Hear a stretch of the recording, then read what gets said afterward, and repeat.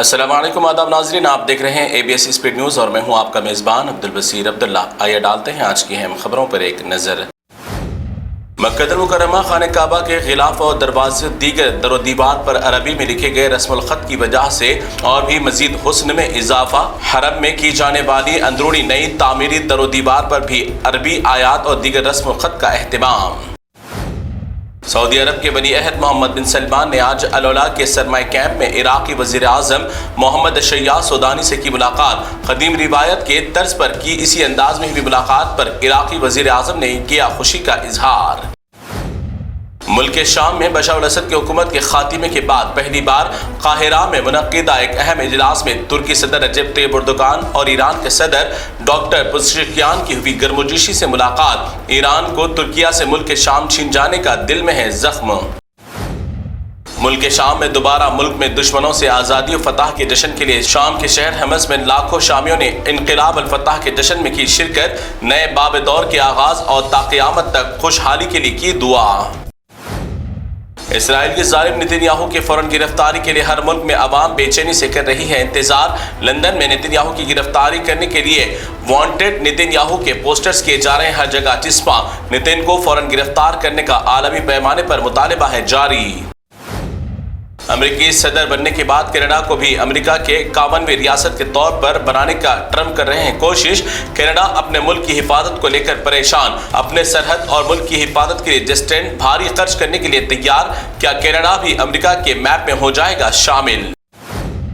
اپنی شادی کے لیے شادی کا جوڑا خریدنے نکلی دلہن، مگر واپس آئی اپنے کفن کے ساتھ گھر۔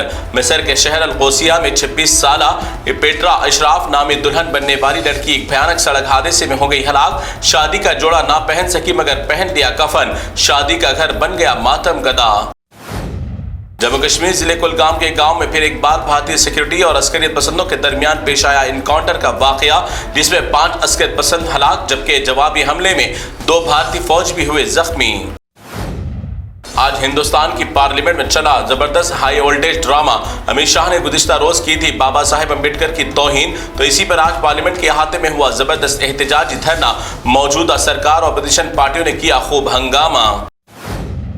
آج پارلیمنٹ میں ہوئے ہنگامے کے دوران بی جے پی کے MP سارنگی کو ڈھکیل کر زخمی کر دینے کا راہل گاندھی پر لگا الزام۔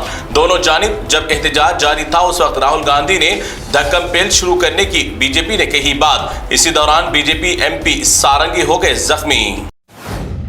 ہندوستانیوں کے لاکھوں کروڑوں اور دلت طبقے کے افراد کے دلوں کو ٹھیس پہنچانے والے امت شاہ سے معافی مانگنے کا مطالبہ کرتے ہوئے بھیم صاحب کے محبان نے امت شاہ کی تصویر پر اپنے غیظ و غضب کا کیا اظہار۔ سارے ہندوستان سے معافی مانگنے کا کیا جا رہا ہے مطالبہ۔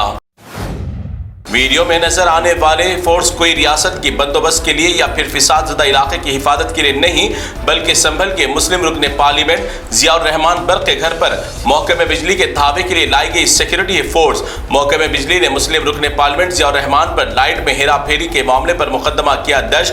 غیروں اور چوروں کی طرح گھر کی لی گئی تلاشی۔ اتنی فورس منی پور میں اگر لگاتے مودی جی تو بچ جاتے کئی لوگوں کی جان۔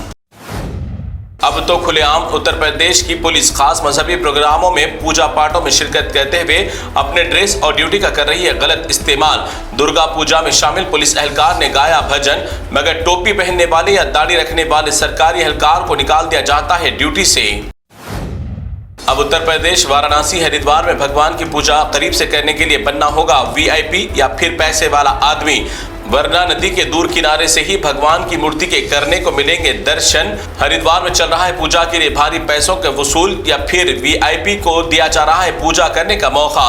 مسجد کی ایک ہی صف میں کھڑے ہو گئے محمود و ایاز، نہ رہا کوئی بندہ نہ بندہ نواز، یہ ہے اسلام کا اہم سبق۔ مرکزی بی جے پی سرکار ہندوستان میں اپنے منمانی قوانین نافذ کرتے ہوئے عام افراد کا جینا کر رہی ہے محال۔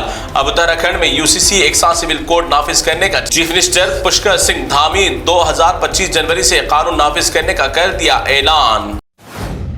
ایک وقت کا امیری اور عیاشی کا بے تاج بادشاہ کہلانے والا مفرور اور مقروض وجے مالیا نے کیا بڑا انکشاف۔ سوز سمیت کنگ فشر کمپنی 6000 کروڑ تھی باقی، مگر بینکوں نے مجھ سے 14132 کروڑ پہ کر لیے وصول، پھر بھی مجھے کہا جا رہا ہے مجرم۔